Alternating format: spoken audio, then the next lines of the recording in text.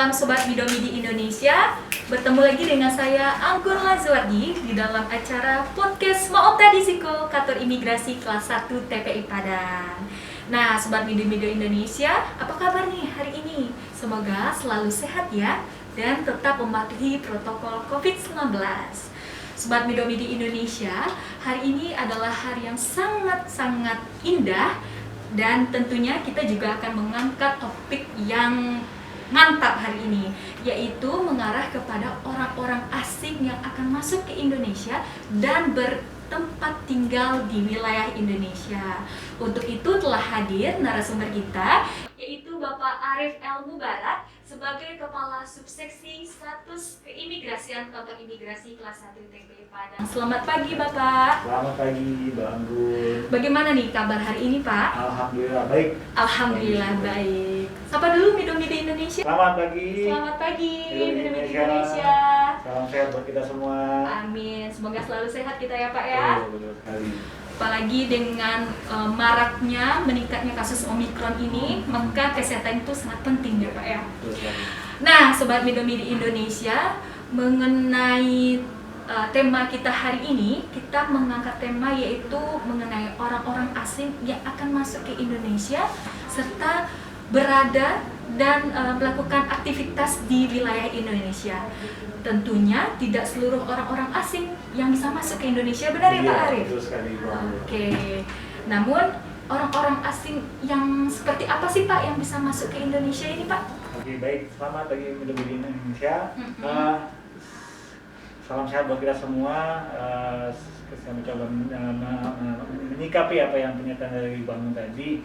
Orang-orang asing apa saja sih yang sebenarnya boleh masuk ke Indonesia?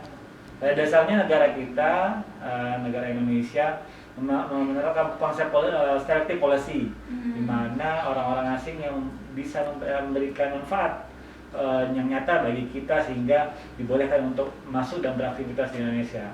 Dan itu kategorinya nanti ada beberapa hal berdasarkan tingkat-tingkat kebutuhannya dan permisi permit yang kita berikan buat orang asing tersebut. Berarti orang asing yang bisa masuk Indonesia ini berdasarkan prinsip selective policy, yaitu ya Pak ya, kebijakan penting nih bagi orang-orang asing yang bisa masuk ke Indonesia. Iya, benar. Nah, tentunya ketika mereka masuk ke Indonesia nih Pak, mereka harus punya sesuatu yang harus ada. Tidak hanya bisa masuk saja ke suatu wilayah Indonesia. Nah, Midomi di Indonesia pasti mengenal atau pernah mendengar yang namanya visa dan izin tinggal. Benar kan? Ya Pak ya? Iya. Nah, namun visa dan izin tinggal ini pasti seluruh orang nggak tahu nih perbedaannya apa, maksudnya apa. Pak Arif bisa menjelaskan apa sih itu visa dan izin tinggal Bapak? Ya, baik. Midomi di Indonesia pada dasarnya visa dan izin tinggal dua-duanya sifatnya sama, dijelaskan dalam Undang-Undang 6 tahun 2011. Namun secara peruntukannya bisa kita gambarkan secara mudah dipahami bahwa visa, izin yang diberikan bagi orang asing yang berada di luar wilayah Indonesia. Sedangkan izin tinggal itu izin bagi mereka ketika berada di wilayah Indonesia. Demikian. Nah, berarti itu perbedaannya ya Bapak. Apakah di Indonesia ini memiliki berbagai macam-macam visa dan izin tinggal itu Pak? Iya, betul sekali. Kalau kembali merujuk kepada dasar aturan hukum keimigrasian dalam Undang-Undang Nomor 6 Tahun 2011, visa itu ada 5 jenisnya. Yang pertama visa diplomatik, visa yang digunakan untuk keperluan diplomatik, visa dinas untuk kegiatan pemerintahan dan hal-hal yang terkait dengan kedinasan. Selanjutnya ada visa kunjungan dengan berbagai peruntukannya, juga visa tinggal terbatas. Iya, betul sekali. Nah, dari 4 produk visa tersebut, 2 diantaranya itu berdasarkan kewenangan dari Kementerian Luar Negeri, sedangkan untuk jenis kategori visa kunjungan maupun visa tinggal terbatas itu dalam domainnya imigrasi. Seperti itu. Berarti visa itu tidak hanya domain keimigrasian saja berarti ya Pak ya, tetapi kita juga bekerja sama dengan Kementerian Luar Negeri, khususnya mengeluarkan visa diplomatik dan dinas ya Pak ya. Oke, Sobat Midomi di Indonesia itu mengenai visa. Nah, kalau untuk izin tinggal sendiri apa? Ada perbedaannya nih Pak? Izin tinggal sendiri itu sifatnya menindaklanjuti dari jenis visa yang digunakan oleh orang asing masuk ke Indonesia. Jadi misalkan dia masuk menggunakan visa kunjungan, maka dia datang datang ke kantor imigrasi ketika sudah berada di wilayah Indonesia dengan membawa syarat-syarat ataupun keperluan untuk proses perpanjangan izin tinggal. Demikian juga dengan visa tinggal terbatas dengan berbagai klasifikasinya, mereka akan dapat pelayanan izin tinggal dengan menyertakan syarat-syarat yang ada pada kantor imigrasi yang terdekat. Oke gitu sebenarnya izin tinggalnya. Nah macam-macam izin tinggal apakah sama juga dengan visa? Tadi visa ada 4 tadi Pak. Kalau untuk izin tinggal sendiri apakah sama juga? Oke, untuk izin tinggal kurang lebih seperti yang tadi bahwa visa izin tinggal itu kita klasifikasikan ada izin tinggal kunjungan, izin tinggal terbatas, dan satu lagi izin tinggal tetap. Untuk izin tinggal tetap tidak ada visanya, cuman dia adalah tahapan lanjut dari visa tinggal terbatas. Itu sedikit perbedaan di layanan izin tinggal pada kantor imigrasi. Iya, khususnya ya Pak ya. Nah ini Pak, ada istilah yang dinamakan dengan alih status izin tinggal. Itu maksudnya apa nih? Sobat Mido-Mido Indonesia pasti mau tahu juga nih Pak, apa sih maksud dari alih status ini Pak? Alih status itu adalah proses konversi dari izin tinggal yang sebelumnya menuju izin tinggal yang lebih panjang term masa tinggalnya. Itu kita kategorikan menjadi 2 di sini, yaitu alih status dari izin tinggal kunjungan ke izin tinggal terbatas maupun satu lagi dari izin tinggal terbatas menuju izin tinggal tetap. Oke, berarti itu lanjutannya ya Pak ya? Dari izin tinggal yang di awal, ITK tadi ya, kunjungan dan juga ITAS bisa mengarah kepada izin tinggal tetap alih statusnya, seperti itu ya Pak. Oke, Sobat Mido-Mido Indonesia, itu sedikit penjelasan mengenai visa dan izin tinggal. Dan untuk tema atau pertanyaan berikutnya, mari kita lihat iklan yang mau lewat ini.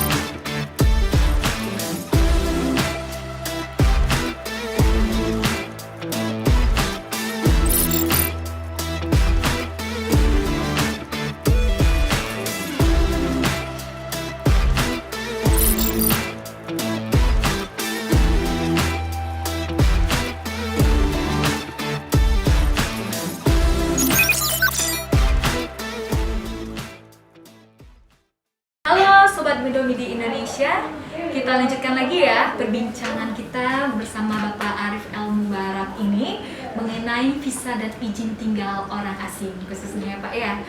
Nah Bapak Arif, kita tahu bahwasannya Indonesia dan juga banyak negara seluruh di dunia ini menghadapi wabah COVID-19. Nah, apakah ini berdampak juga Pak mengenai visa dan izin tinggal yang ada di Indonesia? Iya, baik Bu Anggun. Memang COVID ini kejadian yang terjadi pada seluruh wilayah di belahan dunia, dan ini kebijakan keimigrasian serta-merta ini mencoba memfasilitasi kemudahan bagi masyarakat asing yang mau datang ke Indonesia ataupun yang stranded di wilayah Indonesia. Kebijakan visa terbaru yakni adalah visa melalui Direktorat Jenderal Imigrasi bagian visa dan izin tinggal mengeluarkan aturan bahwa orang asing yang boleh masuk ke Indonesia hanya orang asing yang dalam kondisi urgent ataupun hanya untuk kepentingan negara. Nah, makanya untuk beberapa jenis visa tertentu untuk saat ini dihentikan sementara. Misalkan bebas visa kunjungan yang tadinya diberikan untuk 169 negara, saat ini kayak betul-betul dihentikan, digantikan dengan proses pengajuan visa melalui Direktorat Jenderal Imigrasi. Berarti itu salah satu dampaknya ya Pak ya. Nah, untuk aturan yang terbaru nih Pak, mengenai visa dan izin tinggal ini, apa perbedaan dari sebelum-sebelumnya Pak? Dan selain itu, pemberian visa untuk pada saat era pandemi ini tidak lagi diberikan langsung oleh perwakilan kita di luar negeri, dikarenakan kebijakan ini diambil karena menghindari kontak dengan sesama individu-individu, sehingga pemberian visa tidak lagi diajukan pada kedutaan. Semua diajukan secara online melalui visa.online.imigrasi.go.id. Melalui halaman website itu para pemohon bisa mengajukan permohonan visa mereka. Oke, seperti itu ya Pak ya. Nah, untuk mengenai izin tinggal sendiri nih Pak, serta visa dengan akibat dari wabah COVID-19 ini, apakah ada kebiasaan-kebiasaan baru yang muncul Bapak? Perbedaannya seperti harus pakai sertifikat vaksin atau sertifikat mereka sudah di swab atau gimana gitu Pak? Iya, baik, untuk beberapa requirement tersebut sebenarnya itu di luar dari domain imigrasi, karena disertakan sebagai syarat wajib yang melengkapi persyaratan mereka agar mendapatkan visa agar bisa masuk ke Indonesia. Di antaranya adalah sertifikat kesehatan dan bukti vaksin bahwa mereka sudah divaksin secara lengkap, serta surat jaminan kesehatan untuk bisa membiayai mereka selama proses karantina di Indonesia. Nah, itu sangat penting sekali ya Sobat Mindomi di Indonesia, terutama bagi para penjamin yang menjadi sponsor orang asing ketika berada di wilayah Indonesia ini ya Pak ya. Oke Bapak Arif, tentunya dengan adanya wabah COVID-19, Direktorat Jenderal Imigrasi tidak lepas tangan seperti itu aja ya Pak ya. Pasti ada inovasi-inovasi yang dikeluarkan oleh Direktorat Jenderal Imigrasi kita. Salah satunya adalah elektronik visa. Nah, Sobat Mindomi di Indonesia pasti mau tahu kan apa itu elektronik visa? Gimana Pak? Elektronik visa adalah suatu terobosan baru inovasi dari Direktorat Jenderal Imigrasi. Dalam kondisi pandemi seperti ini, Direktorat Jenderal Imigrasi berhasil menelurkan suatu kebijakan baru, yaitu memberikan visa secara elektronik yang berbeda dengan pada konsep sebelumnya. Ini di mana visa diajukan secara online melalui website. Nanti proses hasilnya akan dikirim langsung melalui email dari pemohon tersebut. Berbeda dengan proses memperoleh visa dari sebelumnya. Biasa ya. Di mana orang asing tersebut harus datang ke perwakilan untuk proses interview dan yang lain, dan apabila sudah ada jawaban maka visa tersebut ditempelkan pada lembar halaman paspor. Nah, saat ini tidak ada lagi visa yang ditempelkan, dan semuanya beralih ke proses elektronik visa. Ya. Ini sangat memudahkan ya bagi orang asing ya Pak ya, dan juga karena era teknologi yang semakin canggih, jadi nggak ada manual lagi sekarang ya Pak ya, meminimalisir untuk pelaksanaan yang manual ya, dengan menggunakan teknologi seperti elektronik visa ini.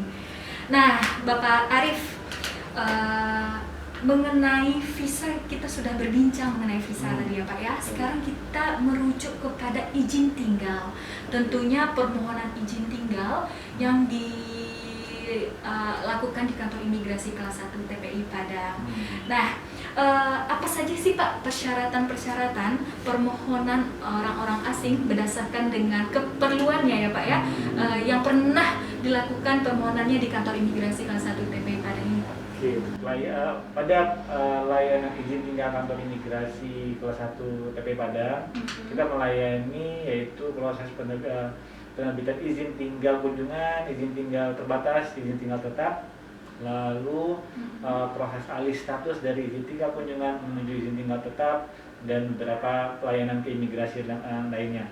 Untuk syarat-syaratnya sebagai gambaran umum aja, dalam proses perpanjangan tersebut atau penerbitan izin tinggal, kami mensyaratkan yaitu pertama, sang pemohon ataupun sponsor melampirkan surat permohonan ya untuk jenis layanan yang akan diterima pada kantor imigrasi Padang. Yang kedua, surat pernyataan dan jaminan. Surat pernyataan dan jaminan. Yang ketiga, paspor dan visa yang digunakan oleh orang asing tersebut. Dan juga yang keempat, dokumen dari instansi terkait.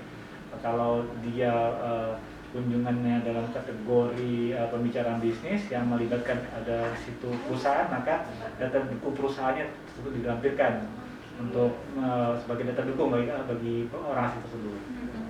Kalau untuk penyatuan keluarga, perpanjangan penyatuan keluarga, berarti penjaminnya adalah tiap pasangannya buku nikah yang sudah diakui, dan tambahnya ada kartu keluarga. Kartu keluarganya ya. Oke, berarti itu persyaratannya. Betul. Nah, untuk prosedurnya sendiri bagaimana nih Kak? Ketika mereka datang ke sini, kemanakah mereka, apa yang akan mereka lakukan, berapa hari mereka menunggu prosesnya itu selesai, bagaimana Pak?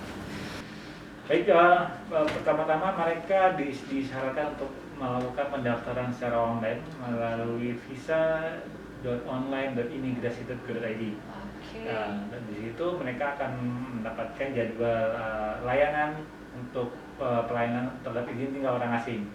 Namun bagi yang mengalami kendala terhadap proses pengajuan secara online, mereka bisa datang langsung kepada kantor imigrasi. Kita akan bantu arahkan untuk proses manualnya di sana. Nah, di sana kita akan memberikan kemudahan-kemudahan bagi mereka sesuai dengan kebutuhannya.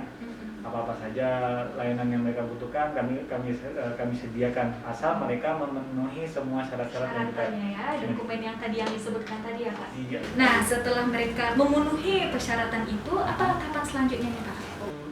Oke, tahapannya mungkin di situ kita akan mempersiapkan berkas-berkasnya. Ada tahapan pengambilan foto biometrik dan sidik jari. Itu sangat penting ya Pak ya, pengambilan foto wajah dan sidik jari ya Pak ya. Sebagai rekam data bagi kami bahwa orang asing dengan nama ini sudah terlayani pada kantor imigrasi, hingga nanti kita keluarkan billing pembayaran yang bisa dilakukan pada bank-bank tertentu, sehingga beberapa hari setelah itu sehingga dokumen bisa dapat diterima oleh menarik sekali ya ini Pak mengenai visa izin tinggal yang tadi ya Pak yang kita perbincangkan ini.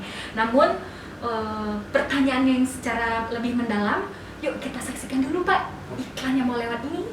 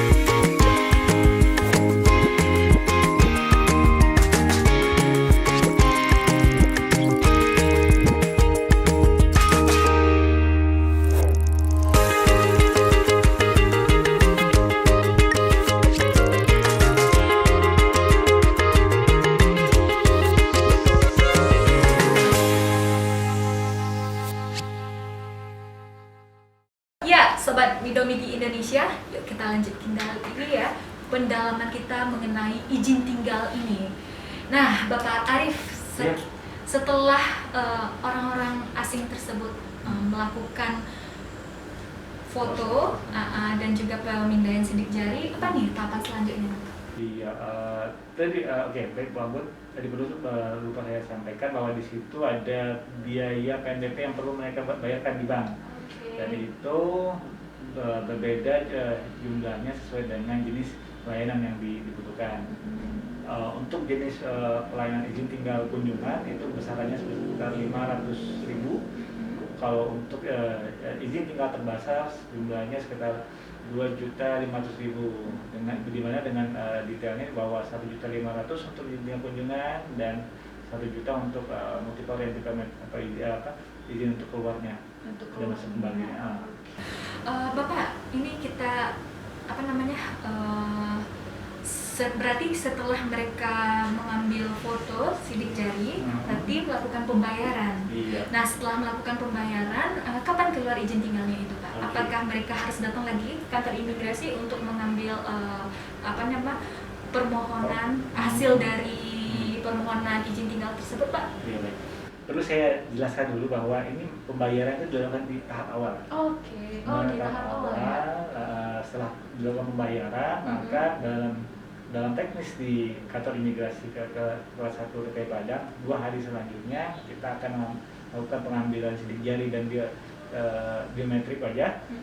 Dan begitu itu sudah dilakukan, 2 hari selanjutnya pemohon sudah bisa mengambil hasil dari layanan izin tinggal imigrasi pada kantor. Cepat sekali berarti ya Pak, baru seminggu, 2 minggu, 3 minggu. Semua sudah disederhanakan. Nah, gini nih Pak, pertanyaan berikutnya nih Pak. Apabila mereka sudah mengambil foto sidik jari, tapi mereka nggak datang lagi mengambilnya, bagaimana itu Pak? Iya. Apakah ada pembatalan dalam jangka waktu sekian, dilakukan pembatalan secara otomatis atau bagaimana? Ya, pada intinya bahwa layanan izin tinggal imigrasi di sini adalah memberikan secara administratif ya untuk proses perpanjangan dan lain-lainnya. Apabila yang bersangkutan berhalangan, kita biasanya memfasilitasi proses pengambilan dokumen tersebut melalui surat kuasa. Surat kuasa dari yang bersangkutan ataupun penjamin ataupun sponsor kepada yang dikuasakan untuk proses pengambilan tersebut. Nah, itu salah satu cara bagi yang bersangkutan untuk mendapatkan dokumen hasil layanan pada kantor imigrasi kelas 1. Wah, mantap sekali nih layanan kantor imigrasi kelas 1 TPI Padang. Semoga tetap dipertahankan ya Pak ya. Amin. Bapak Arif, berarti segala pelaksanaan mengenai permohonan izin tinggal tadi, apakah ada Pak kendala-kendalanya? Kendala-kendalanya oke, baik. Di kondisi saat ini mungkin banyak peraturan ataupun kebijakan yang sangat berubah secara cepat ya, sehingga warga negara asing tersebut sedikit kebingungan langkah apa yang harus diambil dipilih sesuai dengan kebutuhan mereka. Nah, ini yang perlu kami nanti lebih giatkan lagi, bahwa kondisi pandemi banyak kebijakan-kebijakan yang saat ini berubah dan mereka perlu memahami tersebut, sehingga kebutuhan mereka untuk berada di Indonesia ataupun kembali ke negaranya bisa dipahami, bisa diputuskan secara tepat. Nah, kemudahan online dari proses e-visa dan layanan antrian pendaftaran antrian secara online pada visa.online.imigrasi.go.id itu masih ada beberapa yang kurang paham dari beberapa cara, bagaimana sih cara mendaftarkannya secara online, ataupun untuk beberapa kalangan yang masih tidak cakap dalam menggunakan IT yang sudah berumur. Nah, itu juga jadi satu kendala dan tantangan bagi kami untuk bagaimana kedepannya memudahkan mereka dalam penggunaan fasilitas yang ada, sehingga apa yang mereka harapkan dari layanan ini dapat mereka rasakan kemudahannya. Ya. Nah, salah satu solusinya adalah pada bagian humas ya Pak ya, Betul untuk sekali. dapat selalu mensosialisasikan aturan-aturan yang terbaru mengenai visa dan izin tinggal keimigrasian. Dan tidak hanya menggunakan bahasa Indonesia, tapi juga menggunakan bahasa asing. Salah satunya adalah bahasa internasional, bahasa Inggris ya Pak ya. Kalau bisa bahasa Cina juga ya Pak ya, atau bahasa Arab ya. Nah, itu sebagai salah satu langkah efektif untuk penyebaran informasi, terutama di bagian izin tinggal keimigrasian. Pertanyaan terakhir nih Bapak Arif, apa sih Pak harapan Bapak mengenai keimigrasian dilihat pada saat sekarang ini Pak? Pertama, tentu dalam kondisi saat ini harapan bagi kita semua bahwa kondisi pandemi ini cepat berlalu, sehingga banyaknya pembatasan pergerakan ataupun kegiatan pada masyarakat membuat masyarakat agak sedikit jengah dengan kondisi ini, dan berharap bisa kembali kondisi normal. Itu harapan kita bersama. Yang kedua, kami kantor imigrasi Padang, di atasnya dipimpin oleh Direktur Jenderal Imigrasi, akan berusaha tetap berinovasi, menghadirkan berbagai macam kebijakan terbaru sehingga dapat memberikan pelayanan terbaik bagi seluruh orang, tidak hanya warga negara Indonesia tapi juga orang asing yang ada di Indonesia maupun di luar negeri. Amin, semoga harapan itu dapat terlaksana ya Pak ya.